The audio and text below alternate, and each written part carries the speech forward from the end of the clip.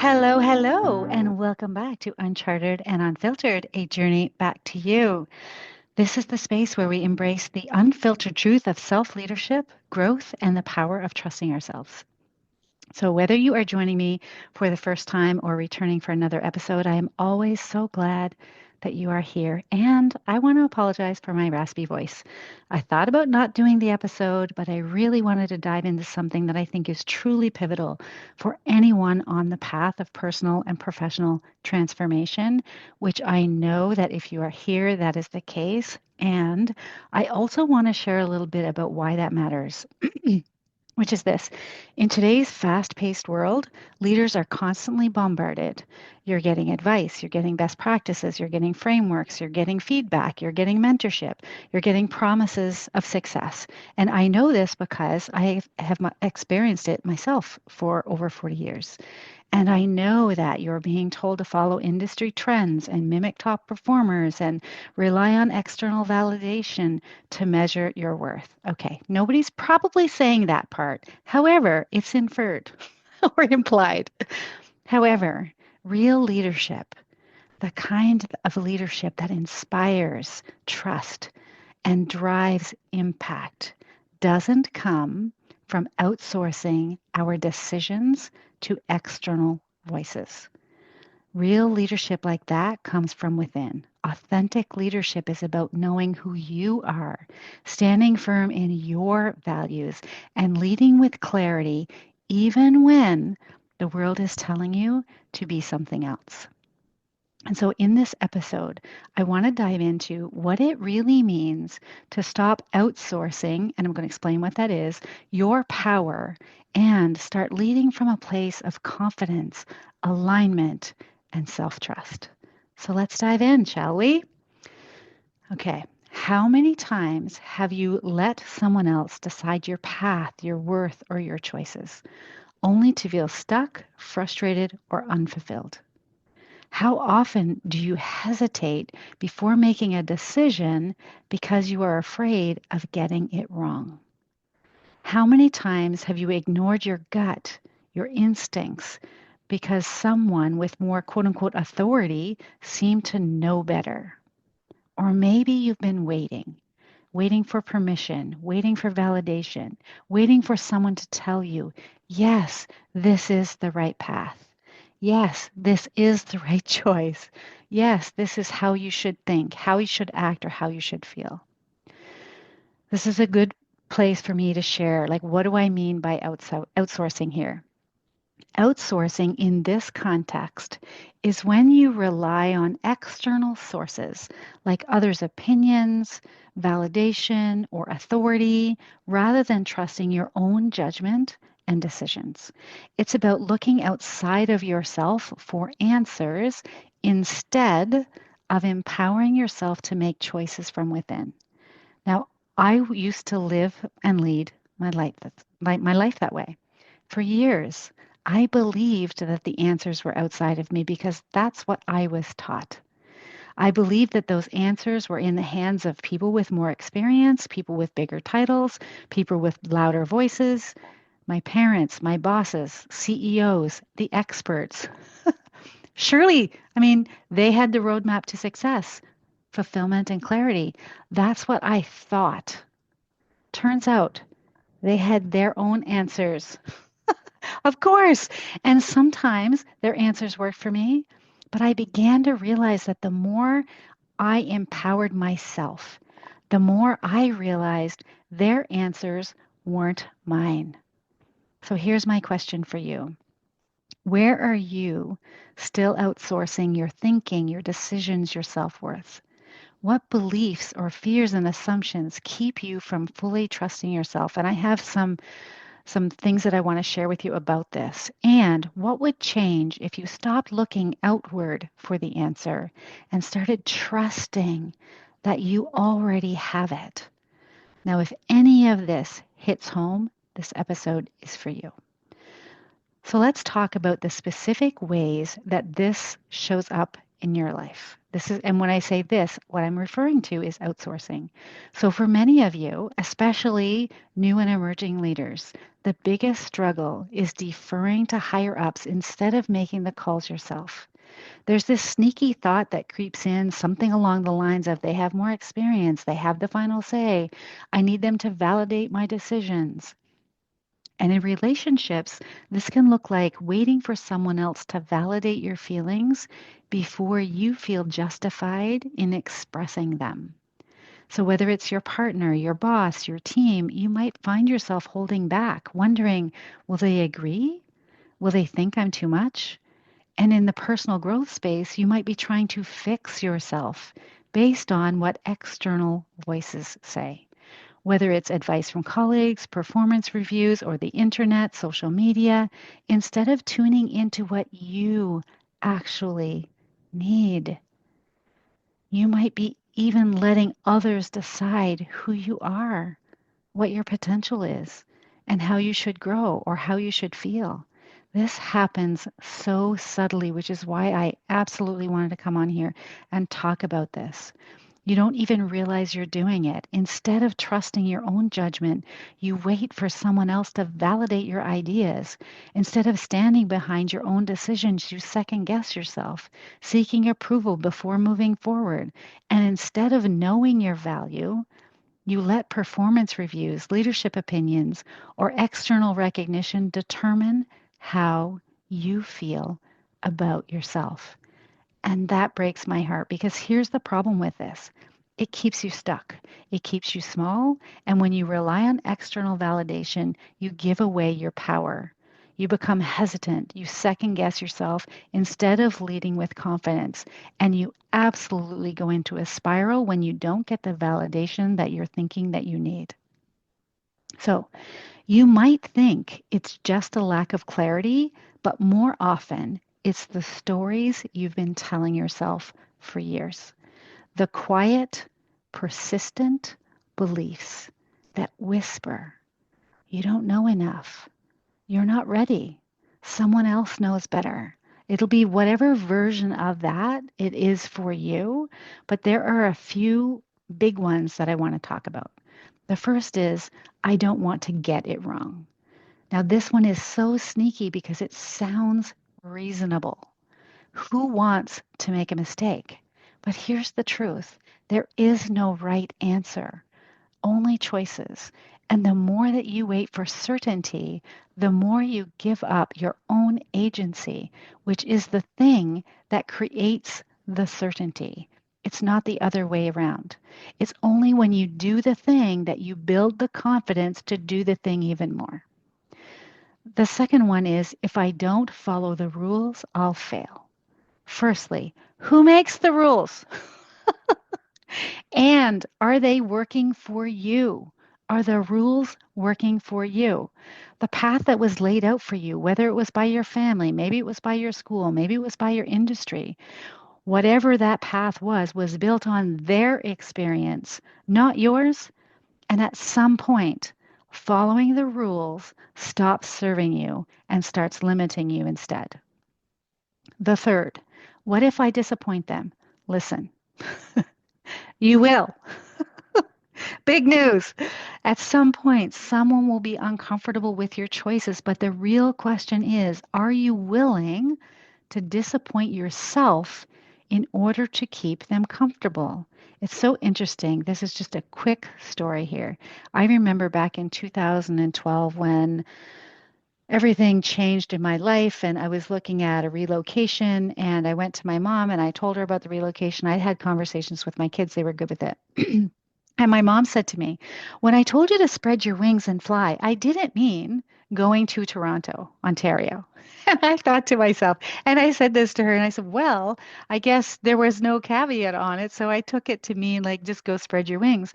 But I could not have disappointed myself. I had to disappoint her because it was my path. It was my life. It was my choice. And that was important to me.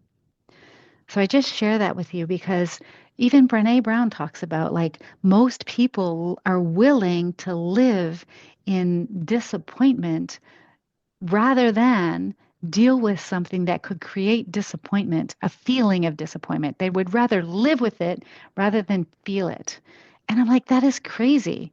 Now, that's probably because I have been coming into my own and making more decisions for myself about my life, about my leadership, and really figuring out what it is I think, how it is I want to feel, and going after it in the ways that serve me, that feel good to me.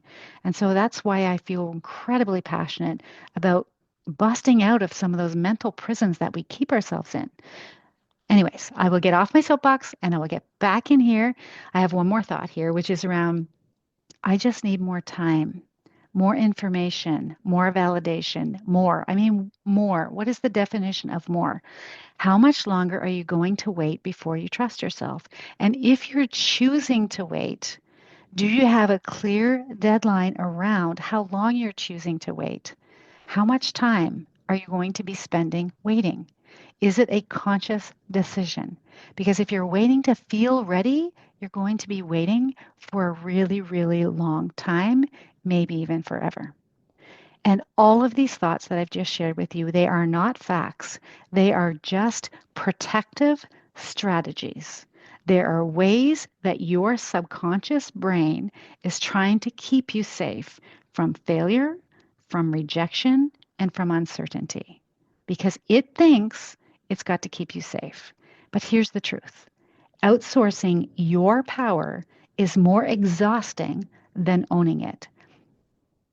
So now that we've explored the thoughts that keep you stuck, I want to dive into the assumptions that keep you playing small and holding back from true leadership because it's so interesting. And what I'm being reminded of here is all of this subconscious programming, like 90, I read something the other day in a book that I'm reading from Dr. Ricky Jane Addams, and it is called The Super Conscious Mind. And she talks about how 90% of our programming is in our subconscious mind, which means that what's programming and driving our lives is not seen to us, it's not known to us, and a lot of that stems from fear. And so the reason why I wanted you to think about the assumptions and I'm going to share them with you is so that you can actually ask yourself as you go forward, what am I assuming in this circumstance? What am I assuming about this thing that I might be working through? Because when you do that, you're bringing the things that are in your subconscious out so that you can then see them. And when you see them, you have different awareness. And when you have different awareness, you have different choice. So here's the truth: real leadership, real growth happens when you start trusting yourself, when you make a decision and own it, when you recognize that your value isn't determined by someone else's opinion, but by the impact you create, the way you show up, and the integrity with which you lead. Now, one of my clients had a breakthrough recently. The shift was eye-opening for them. They realized how much energy they spent questioning whether their message landed with their senior leaders.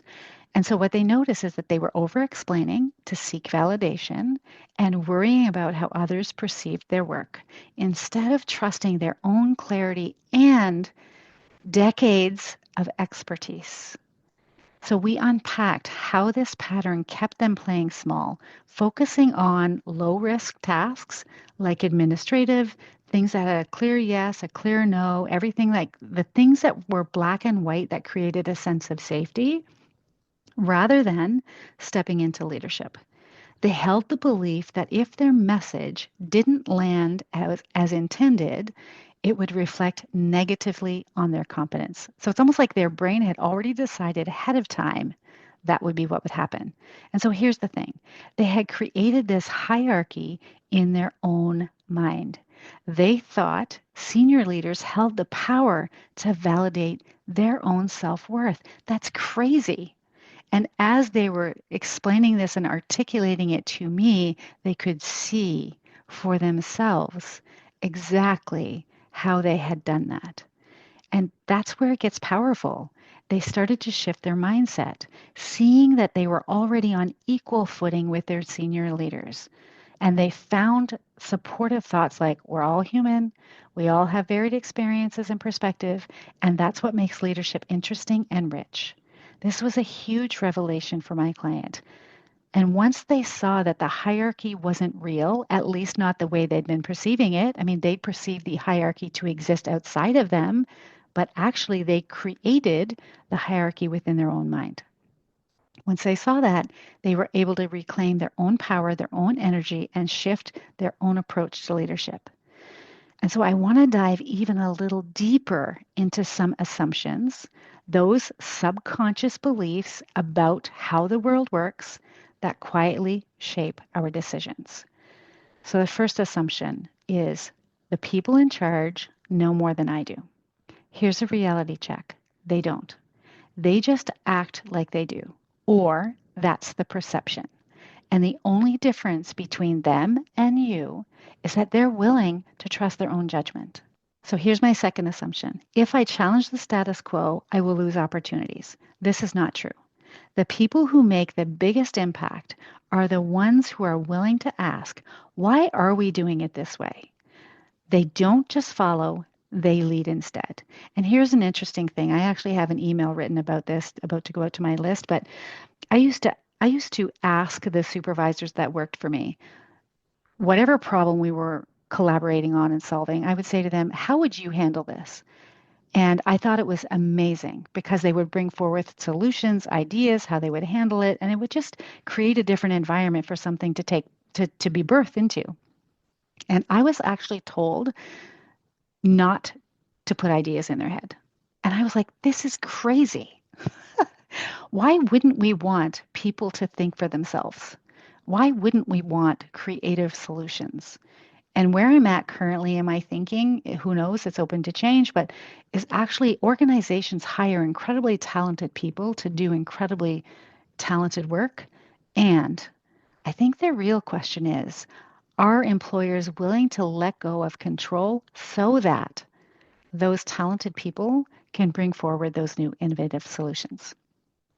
Anyways, that was a caveat. I'm going to get off of that soapbox and back here with my assumptions because I have one more or two more. If I trust myself, I might fail. And sure, maybe, but if you don't trust yourself, you will fail by default because you never really fully go after what you want. I see this all the time. It's like our brains just decide for us that I'm going to fail, so therefore there's no point in even getting started. And none of that is true. And it's all in how you look at it, because if everything that you experience, good, bad, neutral, whatever, if everything is here to serve your awakening, there is no failure. There is no failure. And so why don't you just go fully after what it is you want instead? Because you have that dream, you have that desire on your heart, in your mind for a reason, because you are capable of achieving it. Otherwise, it wouldn't even be there. So my last assumption here is I'm not, quote unquote, that kind of person. And what I mean by that is I'm not bold, I'm not decisive, I'm not confident. Listen, confidence is not something you are. It's something that you build. And you build that by showing up over and over for yourself. This is a game changer. If you internalize just one thing, it could change everything in how you show up. Confidence isn't something you are, it's something you build by showing up over and over. So all of these assumptions keep you small, or even if you have one of them, and curate your own mind to see what your own assumptions are about you and your leadership. But these sorts of assumptions keep you looking outward instead of inward. But once you start questioning them, everything shifts. All right, so now I want to go deeper, because even if you know you're holding yourself back, there's probably a deeper reason that you're doing that. So we're going to get into the fear. So there's fear of judgment. What will people think if I change, if I take up space, if I stop deferring and I start owning my own voice? You fear that if you step out, if you make decisions, or if you share your ideas, that others will judge you. And I get it. I understand. Like, what if they think you're not ready? What if they don't like your approach? And again, I get it. I understand. And I'm leaning into the screen. I'm seeing, I'm just sharing with you. I'm leaning into the screen. I'm like, what if that's none of your business? What if they could have their their judgments? Like, I'm pretty sure any human right now has judgments. And I'm not saying that's okay. What I am saying is recognize you are a human that has a judgment, and it's none of anybody else's business, the judgment that you have, unless you choose to share it. And then, you're inviting them to make it their business. But also, what if they can just think what they think? What if they can judge what they judge, think what they think, feel what they feel, and it has nothing to do with you? Just an invitation. A second fear I want to talk about is fear of failure. So, what if I step out and I fall on my face? What if I make the wrong call? You worry that your message, if it doesn't land, that you, or if you make the wrong decision, that you will be seen as incompetent, that one misstep could derail your career, or so you believe. And I want to offer maybe, and more often not. So I'm just, I realize that I'm coming at this from a very rational and practical approach, but also when you exercise your brain and you take it to the place of the things that it's afraid of, and you look at it with curiosity, with love, it takes away all of that power and all of that fear from not looking at it. And so for me, I love to go look at my fears. I'm like, I want to know what they are so that I can understand where they're coming from. I want to bring them from my subconscious mind into my conscious mind so that I can decide, is this a fear that's worthy of my actually being afraid and actually not like being in a fight or flight, freeze or appease? Or is it something that I'm just telling myself this story? Another fear here that I see with all of my clients is a fear of not being enough. So as you keep progressing in your career and going up the ladder or doing, depending on how you view your career, some of you may feel and fear that if you don't have the right credentials, if you don't get excuse me, if you don't get the validation you crave, that your leadership will not be enough. But that's a belief that you can change because you are already enough right here, right now. And if you're listening to this, I would invite you to look at all of the ways that you are enough, all of the ways that you are capable, all of the ways that you already are credentialed. It's interesting, imposter syndrome comes up a lot in the coaching that I do. And I always ask my clients, so what is the thing that you didn't do? Right? Because imposter implies that I've gotten somewhere and I haven't done the thing that has gotten me there. And most times, what I've seen is people are just incredibly talented. They get promoted early, and it's a thought that they're not enough in some way. And so we can work on that and we can coach on that. But it starts with showing your brain with all of the evidence about how you are enough already. I also see a lot of fear of responsibility. And I don't know that I've talked about this one to this degree on the podcast, but if I stop looking outside for answers, then it's all on me. There's no one else to blame. There's no one else to rely on. It's just me. And when you stop outsourcing and you take ownership, everything becomes your responsibility. Your success, your failures, your growth, and that can be scary. And it's much easier to blame the system, the team, the timing. But real leadership means owning it all for yourself. And there's one more that's even bigger, which is the fear of who you will become. Because once you start trusting yourself fully, unapologetically, you cannot unsee it. You cannot go back to playing small. You cannot keep pretending that you don't know what you want. And that is powerful and terrifying. Now, let me be clear, because there are times when outsourcing can be beneficial. Absolutely. Outsourcing doesn't always mean giving away your power or questioning your judgment. In fact, it can be a really smart strategy in certain situations. For example, outsourcing to experts in areas where you don't have the skills allows you to leverage their knowledge while you focus on your strengths. By delegating non core tasks, you free up your time and energy to work on what matters most, like strategy or creative work. Sometimes it's more affordable to outsource certain tasks than to hire full-time staff, especially when you're growing or managing fluctuating workloads. And a lot of you are doing that. Outsourcing can help you manage those fluctuations in workload with the need for long-term commitments. And the last one is working with outside experts can bring in fresh ideas, which can lead to better decision making. But here's the key to all of that: outsourcing should be a choice that you make intentionally, not a habit of deferring your judgment. When you choose to outsource, it should be because it adds value to you, not because you're avoiding responsibility or self trust. So, what's in it for you? What happens when you stop outsourcing and you start trusting yourself instead? You stop wasting energy overthinking. When you trust yourself, decisions get easier. You spend less time spiraling in doubt. You spend more time moving forward. You get real momentum. You become magnetic. When you own your voice and your choices, people notice that. You start attracting opportunities and relationships that actually align with you.